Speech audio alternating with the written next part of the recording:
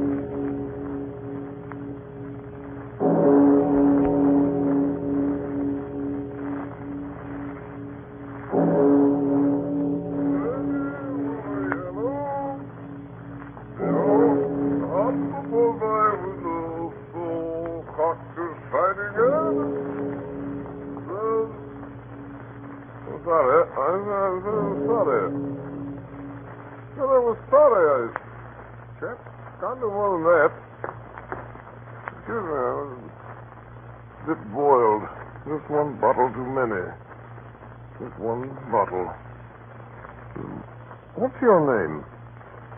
I say, old fellow. What's your name? All right. Stand there in the street and don't outside. I never saw you before in my life.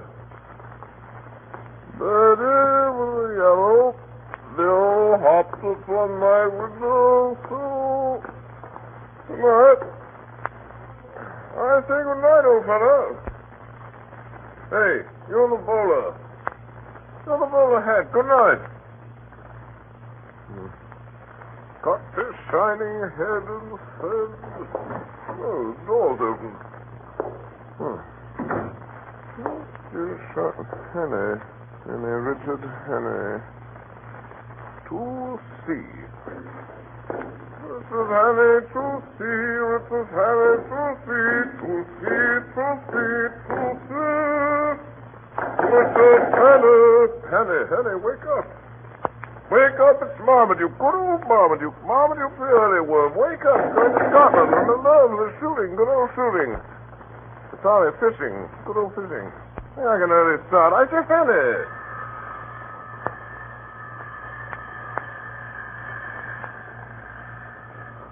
Sing-a-ling-a-ling-a-ling. Hey, Hannay, your phone's ringing. Wake up and answer it. Hannay. Must be drunk. Birdie with a yellow bill hopped upon my window sill. Cocked its shining head. Hello. You still there, you? Across the street?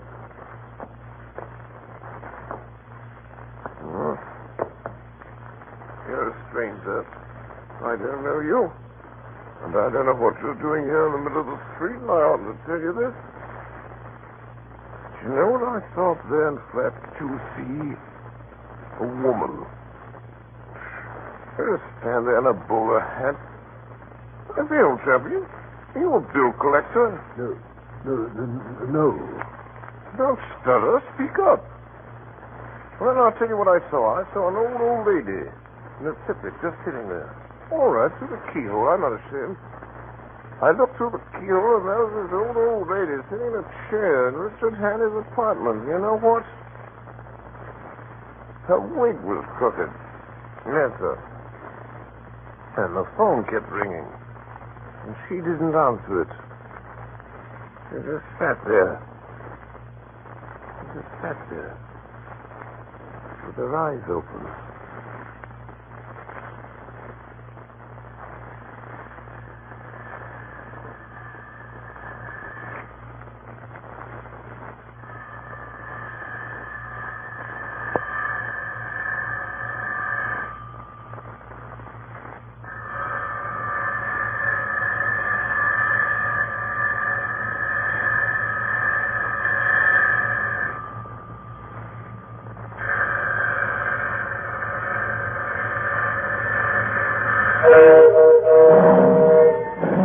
South Express? I'm sorry, sir. You missed it. Just putting out. You won't make it, sir. Hey, ticket! Ticket! Hey, ticket, sir!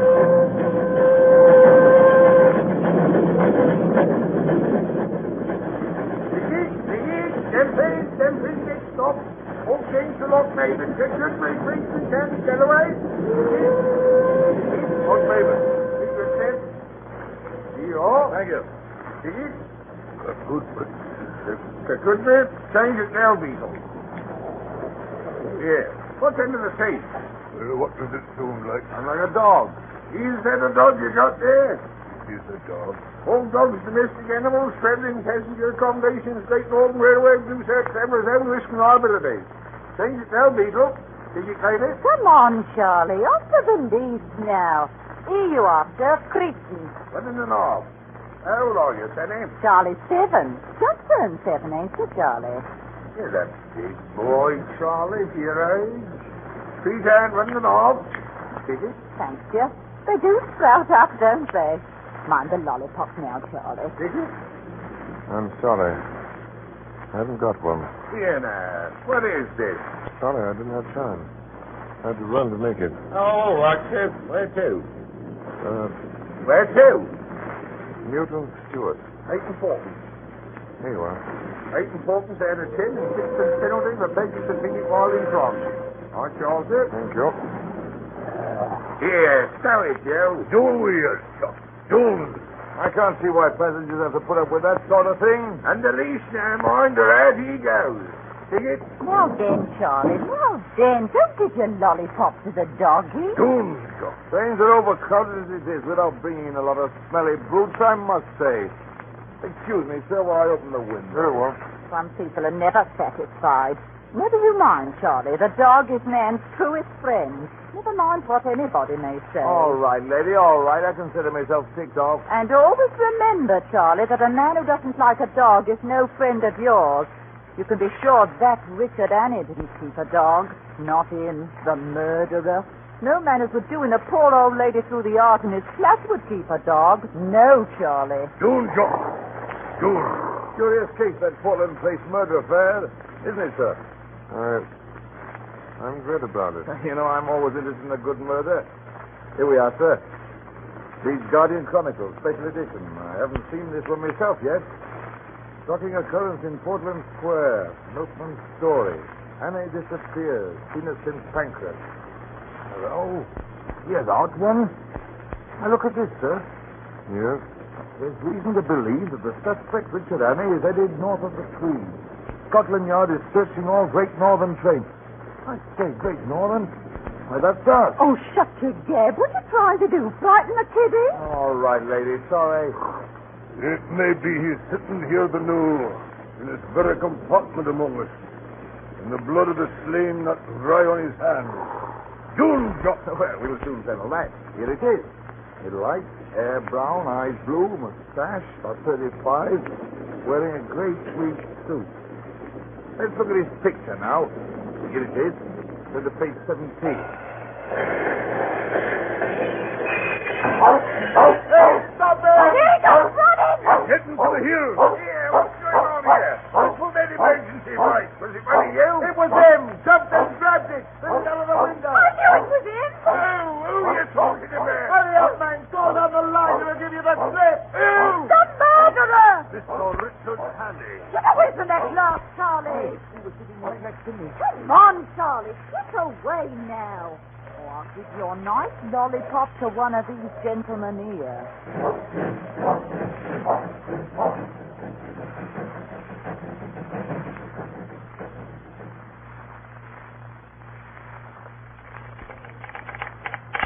What's all roads? Richard Hannay, wanted for Portland Police murder. Reported in stolen car. Large green Daimler speeding south.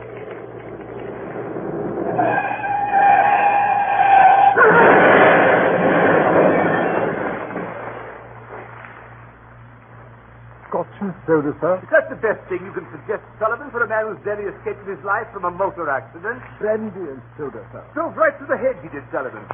Went through it like butter, down the bank and into the burn. Lucky he came out alive. Gin and tonic, sir. Stupid lucky thing, too. I came along, fished him out. Gentlemen, stay for supper, Sullivan. Better take him a change of clothes when he's out of his bath. Things were badly torn up.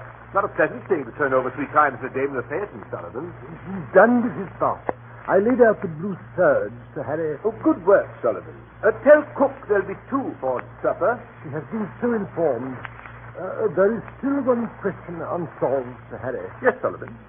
As you observed, sir, the gentleman has just been in a motor car wreck. Of course. Oh, of course.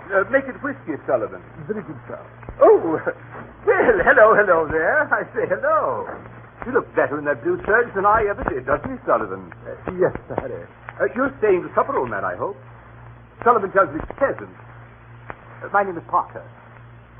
Parker. We haven't introduced ourselves. I think you ought to know. You have in your house the man who is wanted for the Portland Place murder. What's that? My name is Richard Hannay. Sullivan? Yes, sir. Your duty is to send for the police and give me up. I don't think I'll get very far. There'll be an accident, and I'll have a knife in my ribs an hour or so after sunset. Nevertheless, it's your duty as a law-abiding citizen. Hey, don't look like a murderer to me. Does he, Sullivan? No, Sir Harry. I'm not. The fact is that 3 days ago, a man was found dead in my flat. Oh, I say, old fellow. Sullivan, Yes, sir. Mr. Haney says a man was found dead in his flat. Murdered, Mr. Harry. Murdered. The Portland Place murder, Sir Harry. Yes, Sullivan. A man, Mr. Haney? The victim of the Portland Place murder, Sir Harry, was a woman. It was a man. Oh, now look here, old fellow. The press, Sir Harry, is very clear on this one point. The victim was a woman. An old woman, wasn't it, Sullivan? It was, sir. An old woman. The body that was found in my flat on Tuesday morning. The body of a man named Nathan Skoda. Sullivan. Yes, Sir Harry. The whiskey, Sullivan. Very good, sir. Sullivan, Yes, Sir Harry. bring 2 glasses. Well, here it is. Here's the whole story. My name is Richard Hannay. I was a mining engineer in Rhodesia and Bulawayo. I made my pile and came back to England 3 weeks ago. Well, last Monday night I got back to my flat about 10 o'clock. I live in a new block behind Portland Place. There's a porter in the building who leaves around 9. As I came up the stairs, I heard my phone ringing. Hello? Hello? Hello? Hello? A call for me. What in heaven's name? Close the door. You locked? Yes? I'm very sorry. Great liberty, I know. Breaking in this way, but I need help worse than any man ever needed it. Can I count on you? It depends. You see, I have an idea. By this time tomorrow, I shall be dead. That's what he told me the minute he got in the door. The little man was scared stiff. I could see that. He carried a parcel under his arm, a brown paper parcel, and there was a trickle of blood on his left hand from a fresh cut across the knuckles. There's going to be a war. Now, wait a minute. That's what he told me. A war. And this war is going to come as a great surprise to Britain. Somebody's going to be murdered. He told me this Thursday, remember, Thursday night. In London, a fellow called Carolitis. Nothing on earth can save him. But that's just a beginning. According to what this fellow told me, Carolitis isn't important, not in himself. It's what comes after he's dead. On July 15th, the chief of the French General Staff will be in London. On that day, the British Admiralty is to give him complete statement of the disposition of the entire British fleet on mobilization. At least I gather it's something like that, something uncommonly important. Now then, on the 15th of July, there will be others in London. I don't know who. He had a name for them. He called them the Black Stone. Well, somehow this information, those secrets about our fleet destined for France, will be diverted into their hands on that day, July 15th, and will be used, remember, a week or two later against England by our deadly foe with great guns and swift torpedoes, suddenly in the darkness of a summer night. I know you don't believe this. I didn't when he told it. I do now. Well, I noticed that while this man Skoda was talking, he kept fingering a little black notebook which was full of writing, some sort of code, it looked like. You may believe me or not, just as you please. But there it is. This is the fellow speaking, the fellow with the brown paper parcel and the cut across his knuckles. This is what he said. Yes, for this information. I got the first hint nearly 2 years ago in an inn on the Achensee in Tyrol. I collected my other clues in a fur shop in the Galician quarter of Budapest, in a strangers' club in Vienna, in a little bookshop in the Recknichstrasse in Leipzig. I completed my evidence 10 days ago in Paris. And until yesterday, I thought that I had worked unobserved. Don't answer it. Don't answer it. For me. Those men calling, see if I'm here. Don't answer it.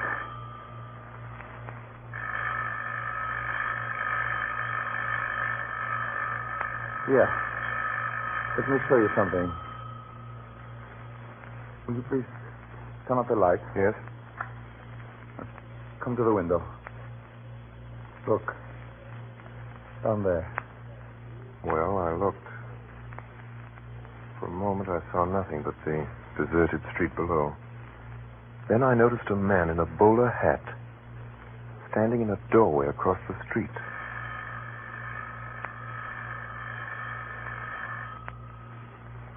When I came home last night, I found a card in my letterbox.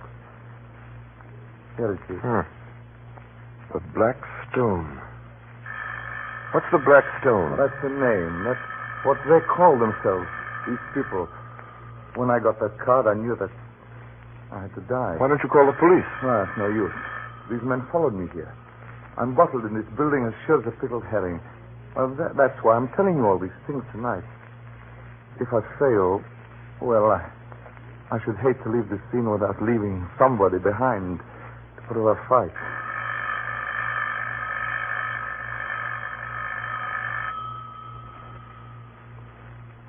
Well, I still didn't know what to make of the little chap, and it was getting late. So I made him a bed in my smoking room. Good night. Good night.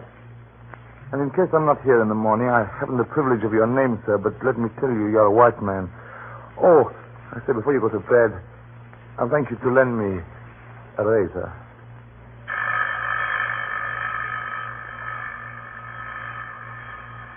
I locked the door of my room. Finally, I fell asleep. I woke before dawn, couldn't go to bed again. I lit a cigarette and started to read. Then I noticed that the light in the smoking room was still on. I got up, I had a cigarette in my mouth, I remember, and as I pushed open the smoking room door, I saw something that made me drop my cigarette. Bolt upright in a chair by the window sat an old woman with her eyes open. There was a long knife through her heart, which skewered her to the back of the chair. I looked quickly about and called for Skoda. There was no reply. Then I noticed three things. First, the old woman's wig had fallen slightly askew. Second, that the brown paper parcel I'd noticed under Skoda's arm the night before was now lying open and empty on the table. Third, that across the knuckles of the old woman's left hand was a fresh, unhealed cut. From the limpness of the body, I estimated that Skoda had been dead for about 2 hours. I wondered what had happened to the little black book. I searched Skoda's body and found nothing. Then I noticed that the whole flat had been ransacked in the night. The insides of books, drawers, covered even the sideboard in the dining room. I shuttered and bolted every door and window in the flat. Skoda's story was true. The men who knew that he knew what he knew had found him and had made certain of his silence. You see, his disguise had not saved him. I'd be the next to go. But suppose I went out now and called the police. What kind of a story could I tell about Skoda? If I told them the truth, they'd simply laugh at me. I'd be charged with murder. The best I could hope for was jail. And that was just what they wanted for me. An English prison was as good a way of getting rid of me till after July 15th as a knife in my chest. I got out an atlas and looked at a big map of the British Isles. My notion was to get off to some wild district, some open space where my South African experience would be of help to me, some place where I'd be safe hiding for 6 days until July 15th. I decided Scotland would be best. There was a train from St. Pancras at 7:10. I went to the window and looked out between the shutters. It was beginning to get light. I saw a man standing in the doorway in a bowler hat. Then another man, who seemed to be drunk, came down in evening dress down the street. He walked unsteadily. He caught sight of the man in the bowler hat and went over and spoke to him.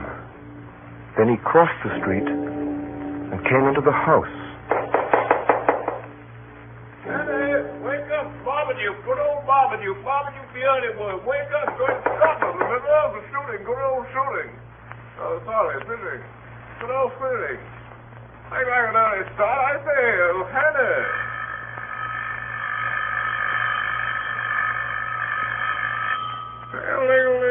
Hey, Hannah. Hannah, your phone's ringing. Wake up and answer it. Hannah.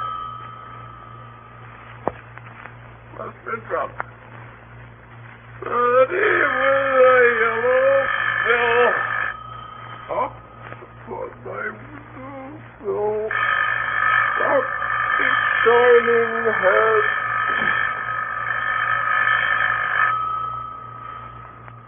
I waited till he'd gone. I put a pipe in my pocket and filled my pouch from the tobacco jar on the table by the fireplace. As I poked into the tobacco, my fingers touched something hard, and I drew out Skoda's little black book. Somehow that seemed a good omen. I went out into the street, past the doorway, past the man in the bowler hat, and at 7:10 I was at St. Pancras Station. Dr. Express? Sorry, sir, you missed it. Just putting out, sir. You won't make it, sir. Hey, ticket. Hey,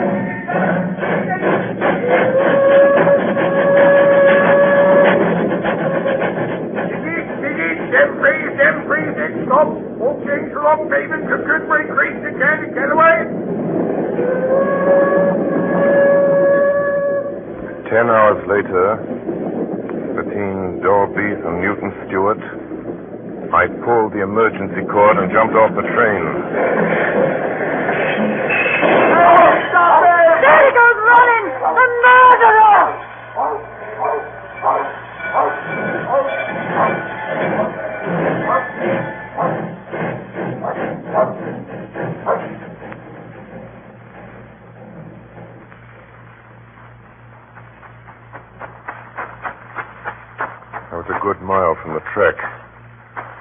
before I stopped running. The moor was all around me.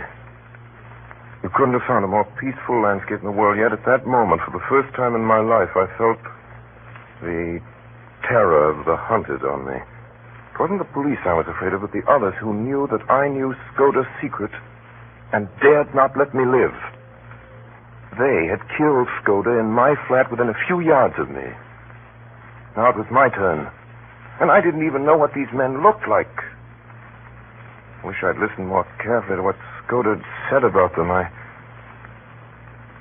think he said there were 3 of them, and that one of them was young and dark, and one was plump, and one was old and stammered sometimes when he spoke. Suddenly, in the blue evening sky, I saw something.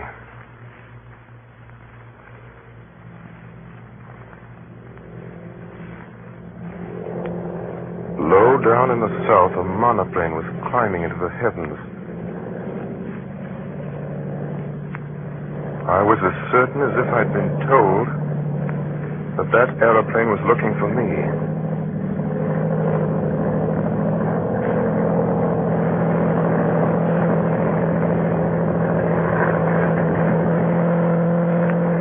It flew low over the hilltops, and then back over the valley.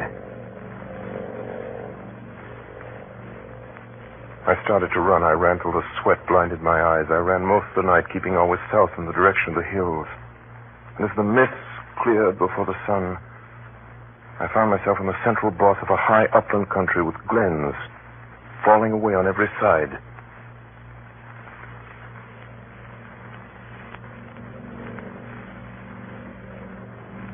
Then I saw the monoplane again, coming up from the east. It was flying high. It circled about me in narrowing circles, the way a hawk wheels before it pounces.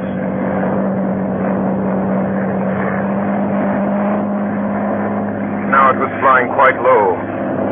The observer on board caught sight of me. I could see him looking at me through glasses. No. Now it was speeding eastward again till it became a speck in the blue morning. My enemies had located me.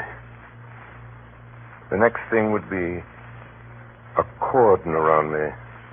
There wasn't enough cover on the whole moor to hide a rat. I tossed a coin, heads right, tails left. Fell head, so I turned north. For a while I got to the mountain country and came to the brow of a ridge.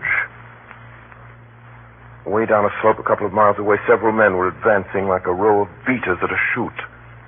And it may have been my imagination, but I thought I saw figures, 1, 2, perhaps more, moving in a glen beyond the stream. I looked down into the valley. There were men below. Police, they looked like. Not more than a quarter of a mile off, spaced out on the hillside like a fan beating the heather. Hey, Joe! Hey! Oh, here! Hey, Joe! Oh, here! Where? Up there! You know him? Yes, that's him! You are listening to the Columbia Network's presentation of Orson Welles and the Mercury Theater in John Buchan's 39 Steps. We shall resume the story in a moment. This is the Columbia Broadcasting System.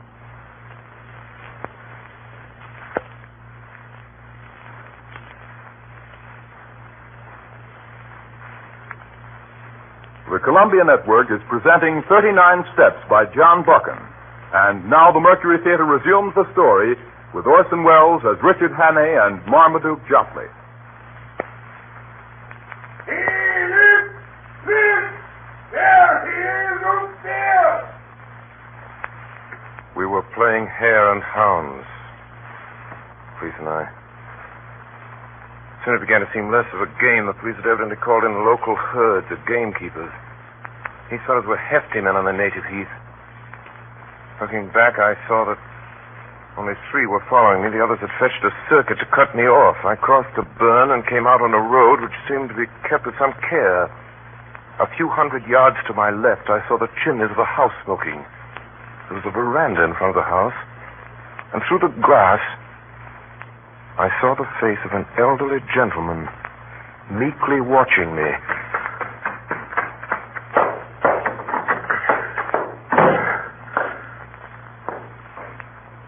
Seem in a hurry, my friend. His face was round and shiny, like Mr. Pickwick's, and the top of his head was as bright and bare as a glass bottle. Through the window could be seen some figures half a mile off. Oh, I see. Fugitive from justice, eh? Well, we'll go into the matter at our leisure. Go into my study. You'll see 2 doors facing you. Take the one to the left and close it behind you. Close it tight. I did as I was told.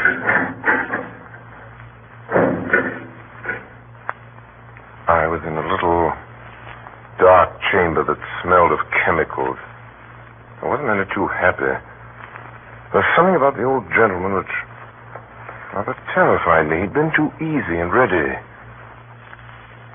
Almost as if he'd been expecting me, and his eyes had been horribly intelligent. All right. You may come out now. Have they gone? They have gone. I convinced them that you had crossed the hill. I do not choose that the police should come between me and one whom I'm delighted to honor. He smiled gently and nodded to the door behind me. I turned and saw 2 manservants who had me covered with pistols. This is a lucky morning for you, Mr. Richard Hannay.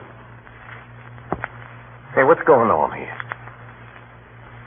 And who are you calling Richard Hannay? My name's Ainsley. So? Oh, but of course you have many names. We won't quarrel about a name, Mr. Hannay. And now I suppose you're going to give me up after all. And a low, dirty trick, I call it. By God, I wish I'd never seen that cursed money. Here it is, and big damn to you. You are a clever actor, Mr. Hannay, but not quite clever enough. Oh, no, I shall not give you up. My friends and I will have a little private settlement with you tonight. Oh, for God's sake, stop jawing. Everything's against me. What's the harm in a poor devil with an empty stomach picking up some money he finds in a lost pocketbook? That's all I've done, and for that I've been shivered for 2 days by these blasted bobbies over these blasted hills. I could see a dawning of a doubt in his mind. I'll tell you, I'm fair sick of it. Will you oblige me with a story of your recent doings, Mr. Hannay? I can't, Governor. I've not had a bite to eat for 2 days. Give me a mouthful of food, and then you'll hear God's truth. You're a good liar, Hannay. But I do not propose to let you go. If you are what you say you are, you will soon have a chance of clearing yourself. If you're what I think you are, I do not think you will see the light much longer. Geringster, in der Ausnahmeschließung, bis die zurückkommt. Yeah. I want the Daimler in 5 minutes. There will be 3 to dinner. Goodbye, Mr. Hannay. We will meet again tonight. I marched out of the room with a pistol in the small of my back. They locked me up again in a small, dark chamber that smelled of chemicals. It was as black as pitch. Well, I made out that the walls were lined with boxes and barrels and sacks of some heavy stuff. The old boy had gone off in a car to collect his friends. He'd be back soon. The plump one and the dark, thin one. But I figured it out. I had just about 2 hours longer to live, and I got a Skoda dressed up like an old woman, sitting in that chair by the window in my flat with his eyes open. I got up and started moving around the room again. I found a handle in the wall, the door of a cupboard of some sort. And in that cupboard there were bottles and cases of queer-smelling stuffs and coils of fine copper wire. There was a box of detonators and a lot of cord for fuses. Also half a dozen little gray bricks. I took up one and smelled it and put it to my tongue. I've been a mining engineer for nothing. I know lentonite when I see it. It was a risk. But if I didn't take it, I'd probably be occupying a 6-foot hole in the garden by evening anyhow. So, took a quarter of a lentonite brick and buried it near the door, and then I got a detonator and a couple of feet of fuse. And then I lit a match.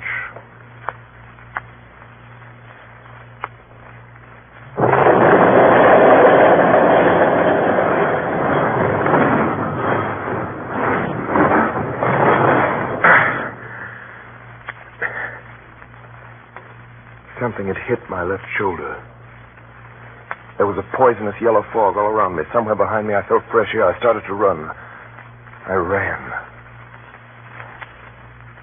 Much later, in a clearing on a hillside, I saw a small stone building with a tower. The door was open.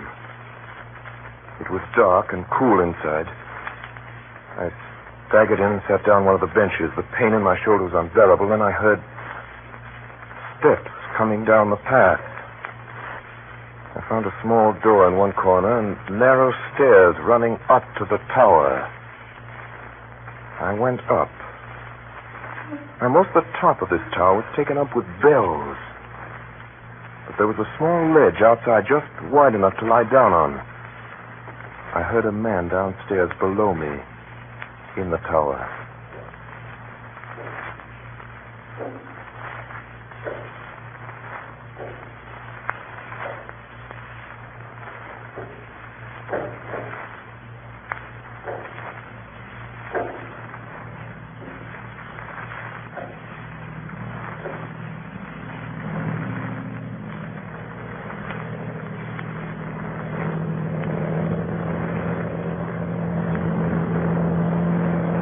I lay there with a burning head and the sun glaring in my face.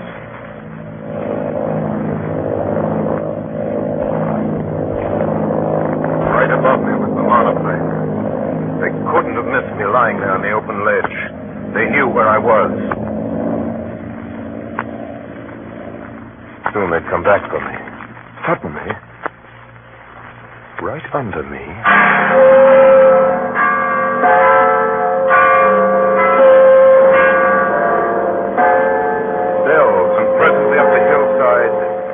little dark knots of men began to appear. They came slowly, dozens of them, all moving towards me, slowly advancing, closing in on me. I was too sick to move. I lay there waiting for them to come and get me. Now they were in the building below me. In a few seconds they'd be up the stairs. I waited and no one came. I lay there waiting. Then a thought struck me. Had been murdered on Thursday night, 4 days ago. Thursday, Friday, Saturday, 4 days. Then these men coming up the hills in little dark knots, in black, slowly advancing, closing in on me, were not my enemies. They weren't after me. They didn't even know I was there. They were peacefully walking to church with their families. It was Sunday.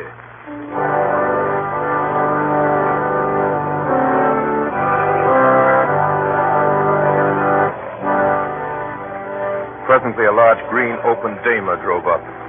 3 men got out. My plump friend, the professor, and the dark young man. I could see them looking up at my tower. 2 of them went into the church. The thin man stayed at the car. I waited up there on the ledge. But they didn't come up. They left me there.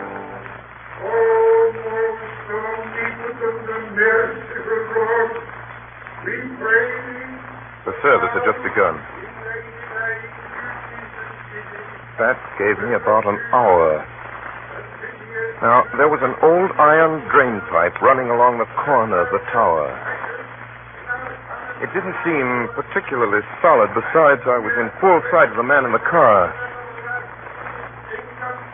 At that moment, it started to rain. The man in the car looked up at the sky. He turned his collar, then he shrugged his shoulders, got out of the car, and went into the church.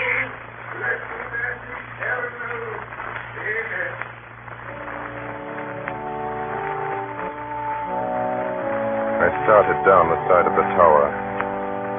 Halfway down, my foot slipped and I fell. The ground was soft. I got up and went over to the car and drove off.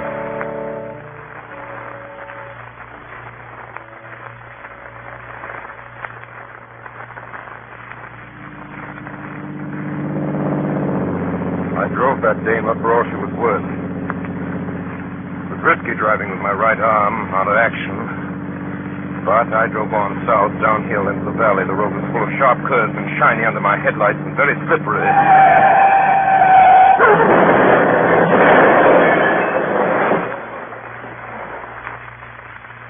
Got some soda, sir? That's right, Sullivan.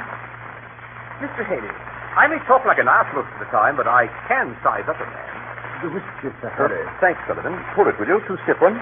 Very good, sir. My name is Henny. Well, Haney, you're no murderer and you're no fool. And I believe you're speaking the truth. I'm going to back you up. Now, what can I do? I've got to get in touch with the government sometime before June 15th. July 15th. That's the day after tomorrow. If you can help me. All right, I will. The permanent secretary at the Foreign Office is my cousin and one of the best going. He's down at his cottage in the country, trout fishing. If you start early tomorrow morning, Sullivan. Yes, sir. Have the station wagon here at 6 in the morning. Yes, sir. And reserve a compartment on the Southern Express. Yes, sir. Oh, and Sullivan, Yes, Sir Harry. send a telegram to Sir Walter. Yes, sir. If a man called... Henny. Better not use my real name. So right you are. If a man called, Sullivan, you will think of a name for Mr. Haney? Yes, sir. A short name, sir. Yes, Sullivan. And British, of course. Sir. Oh, yes, Sullivan. You can count on me, sir.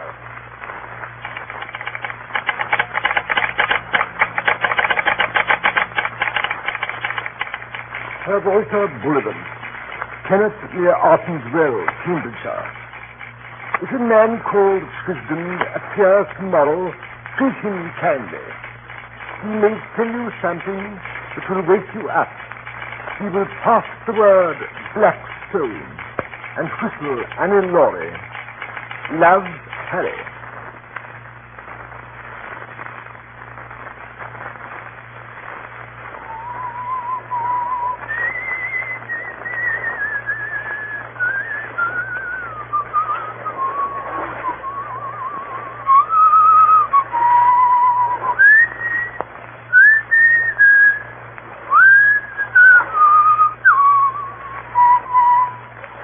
That was a stream, isn't it? Yes, sir. I'll back out Kenneth for trout fishing against any river in England. Look at that big fellow there. 4 pounds if he's an ounce. I don't see him, sir. Go there. Yard from the reeds, just above that stickle. Yes, I see him now. He's a big fellow. I swear it was a black stone. Yes.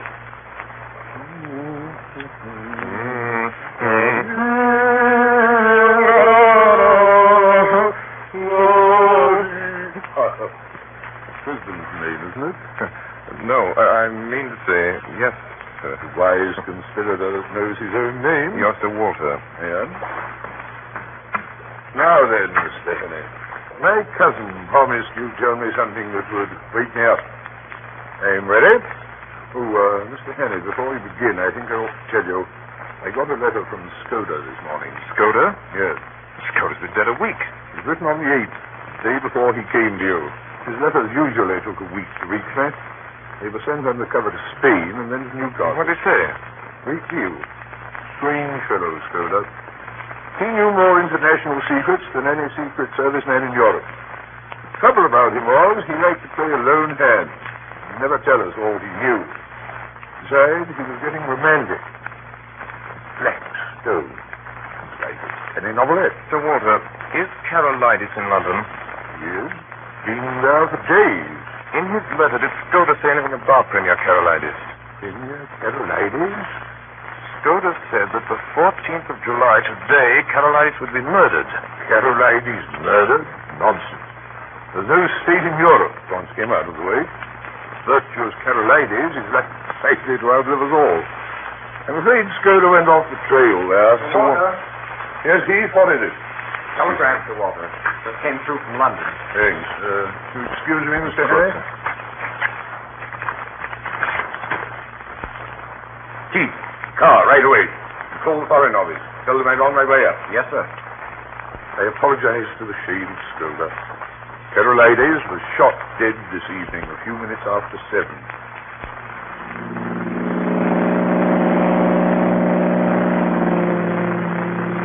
It begins to look like war, Mr. Henney.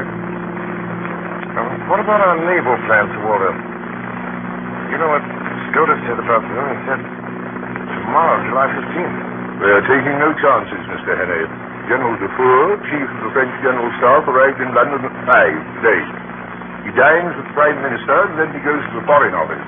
There are 4 people will see him. Whittaker from the Admiralty, myself, Sir Arthur Drew, and General Winstanley. Lord Sterling may be there. You never know about him. He gets more erratic every day. The Foreign Office, General Dufour, will get a certain document from Whittaker. After that, he'll be motored to Portsmouth, where a destroyer will take him to Havre. He won't be left unattended for a moment until he's safe in Paris. The same with Whittaker, till the papers are out of his hands. And I don't mind admitting I'm horribly nervous. So, Walter, if those plans were stolen, could the disposition be changed? We can't make any serious change in those dispositions, Mr. Henney, unless we alter the geography of England.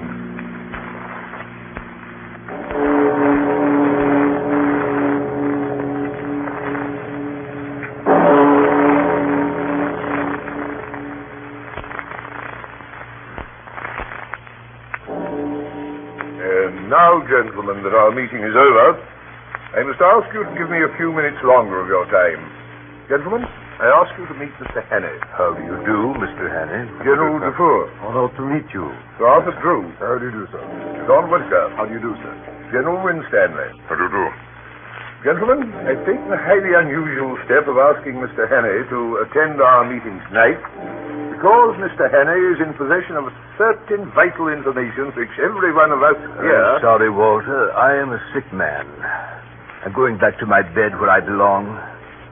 Good night, gentlemen. Good night. Good night, Mr. Hannay. Sorry I can't stay to hear what you've got to say. Oh, and Whittaker, whatever comes up, you take care of it. Don't call me again tonight. Stop that man! Really, Mr. I tell you to stop that man. Stop him. Mr. Henney, I think you're forgetting yourself. I beg of you to stop him. If you won't, I will. Too late.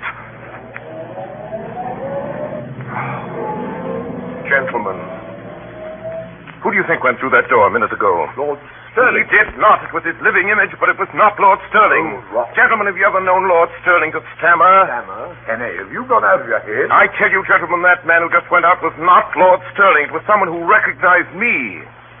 Someone I've seen in the last 3 days. Nonsense. Really, Mr. Henney, I think you have gone out of your head. That remains to be seen. So, Walter, may I call Lord Sterling's house? I'll do it. Hello? If you will say house. Hurry, please. Hello? Yes, hello. This is Walter Bullivant. Will you ask Lord Sterling to call me the minute he gets home? What? What's that? Are you sure? I see. Thanks. Lord Sterling hasn't been out of his bed all day. He went to sleep at 6 and woke up a few minutes ago. Well, then, who was it? The Black Stone. But it's madness. Do you mean to tell me that that man came here and sat beside me for the best part of an hour, and I didn't detect the impostor, my own chief? You were too interested in other things to have the use of your eyes. You took Lord Sterling for granted. If it had been anybody else, you might have looked more closely. The thing that puzzles me is, what good would his visit here do that fellow, the spy fellow? Here are the plans right here on his table. He couldn't carry away several pages of figures and strange names in his head. Yes, he could. A trained spy has a photographic memory. You noticed he said nothing, but went through those papers again and again. Those plans were as lost to us as if he had them in his pocket. Give me the Home Office. Port Division. Have every port watched, every outgoing steamer checked. And we have not a rag of a clue. I wonder. Sir Walter, here's Skoda's little black book. It's in code, except for one sentence scrawled over the last page. Skoda knew where those fellows would hide. He knew when they were going to leave the country. I wonder if in that sentence... What is it? Let's hear it. 39 steps. I counted them. High tide, 10:17 p.m. 39 steps. That is a clue, don't you see? And it was someplace where high tide was at 10:17. There are at least 100 places in England where the tide's high at 10:17 tomorrow. Well, they've gone tonight. Not they. They have their own secret plans, and they won't be hurried. 39 steps? What does he mean by steps? Dock steps. Then he wouldn't have mentioned their number. It must be a place where there's more than one set of stairs. Home Office, Department of Transportation. Hello, Bullivan speaking. I say, is there any regular steamer leaving for the continent 10:17 p.m.? Look it up. What? You sure? Thanks. There's no regular steamer sailing for the continent at 10:17 p.m. from anywhere. Then it must be a private boat and a little port. That explains why the tide's important. Hello? Give me the Admiral tape. Hello? Walter Bullivan speaking. Hello, Jenkins. What places do you know along the east coast where there are cliffs, where several sets of steps run down to the beach? I mean steps, regular staircases. What's that? Place in Norfolk? Rattlesham? A golf course? No, that's not it. No, marine stairs won't do either. Has to be more retired than that. What? What else? Think, man, think. It's important. What's that? What you call it? The Ruff? Listen to this. A big chalk headland in Kent, close to Bradgate. Sir Arthur, look up the Admiralty tide table. Bradgate, Kent. Yes. A lot of villas on top of a cliff, and some of the houses have staircases down to a private beach. Hurry, Sir Arthur. Here, listen to this. Bradgate. High tide, July the 15th, 10:17 p.m.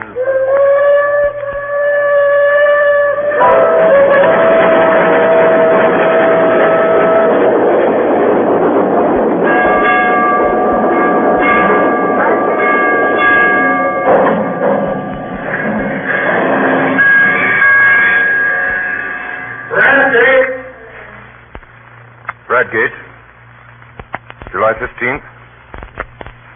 Confidential report. Richard Hannay, Special Agent to Sir Walter Bullivan, Permanent Secretary of the Foreign Office. There is a villa with 39 steps leading down to the sea. Trafalgar Lodge, it's called, sir. Belongs to an old gentleman called Appleton, a retired stockbroker. Well, here's what happened. At about 6 that evening, I saw the yacht, the foreign steam yacht. Came up from the south and dropped anchor pretty well opposite the Ruff. Then, later, our British destroyer came in. At 9:30, I strolled towards Trafalgar Lodge. The Scotland Yard men would be posted around the house by now, but there was no sign of a soul. The house stood as open and public as a charity bazaar. Yes, sir? Does Mr. Appleton live here? Yes, sir. I'd like to see him, please. I'll see if he's in. Will you wait here in the hall, please, sir? I found myself in a neat hall. There were the golf clubs and tennis rackets which you'll find in 10,000 British homes.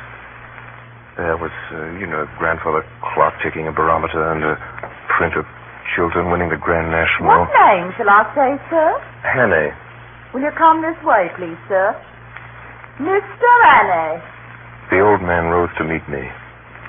He was in evening dress. So was the plump one. The third, the dark one, wore a blue serge suit and the colors of some club or school. Mr. Hannay, you wish to see me? One moment, you fellows, I'll join you. Better go to the smoking room, Mr. Hannay. We'll stay here. I think we've met before. I guess you know my business. Maybe, sir, maybe. I haven't a very good memory. I'm afraid you must tell me your errand, for I really don't know it. Well, then, I've come to tell you that the game's up. I have a warrant here for the arrest of you three. Arrest? Really? Arrest? Good Lord, what for? For the murder of Nathan Scoter in London on the 8th day of this month. Why, I've never heard the name before. Good heaven, you must be mad, sir. Where do you come from? Scotland Yard. Why, Don't get flustered, Uncle. It's all a ridiculous mistake. Well, these things happen sometimes. Well, we can easily set it right.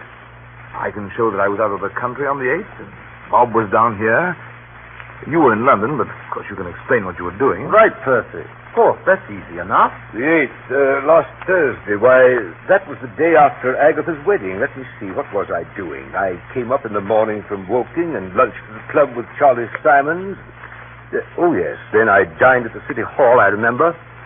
But the punch didn't agree with me. I was seedy next morning. Hang it all, there's the cigar box I brought back from the dinner. Think what Aunt Nellie will say. She always said you'd die of boredom because nothing ever happened to you, and now you've got it thick and strong. Why, that's wonderful. By Jove, yes, just think of it. What a story to tell at the club. Really, Mr. Hannay, I suppose I should be angry to show my innocence, but it's too funny. I almost forgive you the fright you gave me. You looked so glum, I thought I might have been walking in my sleep and killing people like Jack the Ripper. It couldn't be acting. It was too confounded genuine. Oh, my heart went into my boots. My first impulse was to apologize and clear out. And yet, there were 3 of them. And one was old. And one was plump. And one was lean and dark. And their house fitted in with Scudder's notes. And half a mile offshore was lying a foreign yacht. There's only one thing to do, go forward as if I had no doubts. I was going to make a fool of myself. I might as well do it handsomely. Then I remembered what old Peter Peniot always told me in Rhodesia, Vescal Avenue.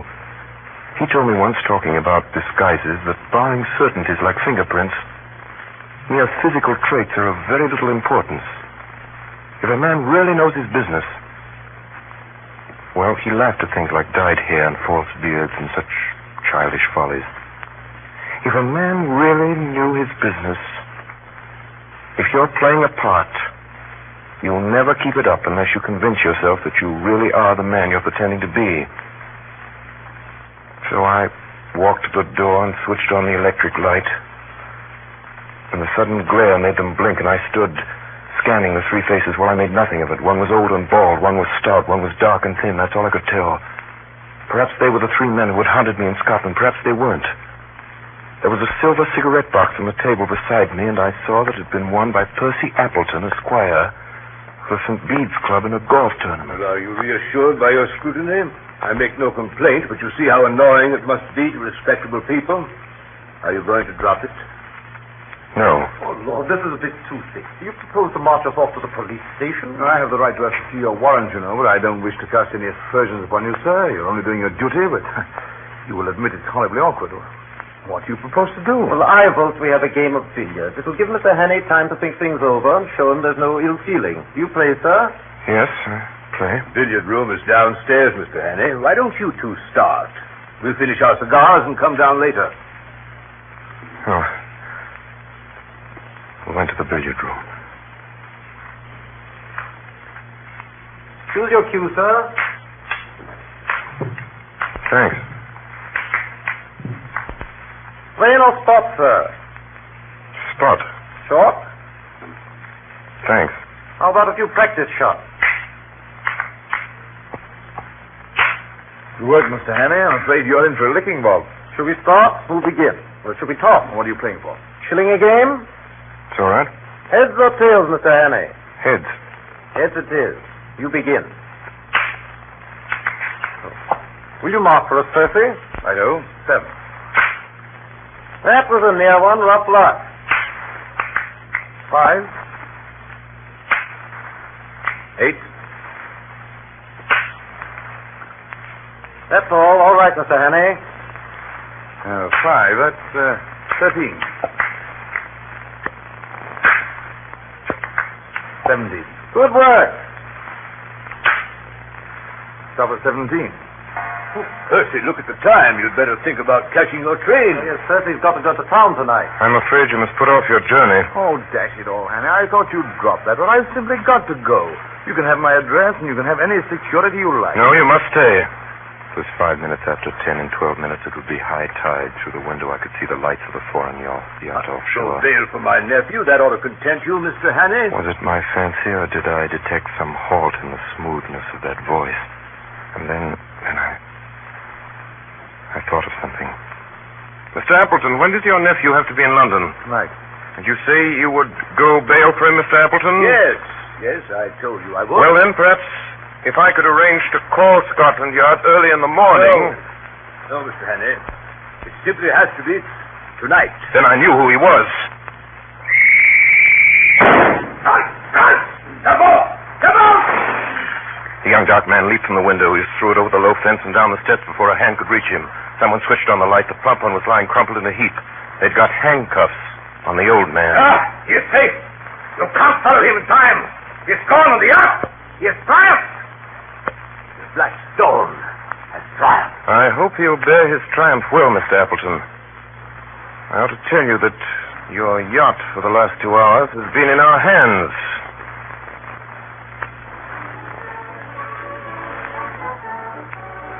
Well, Sir Walter, that's about all there is to it. That's the story. You asked me to set it down. You know the rest is better than I do. Skoda was right about the war, right, wasn't he? In about a week, I expected right in the middle of it myself. Because of my Matabidi experience, I got a captain's commission straight off. I joined my division on Thursday at Aldershot, and I understand we'll be moving straight up the front. Still, I'm afraid I had most of my excitement before I put on khaki. Anyway, goodbye, and thanks for everything. Great sport while it lasted. Yours, very sincerely, Richard Hannay, August 8, 1914.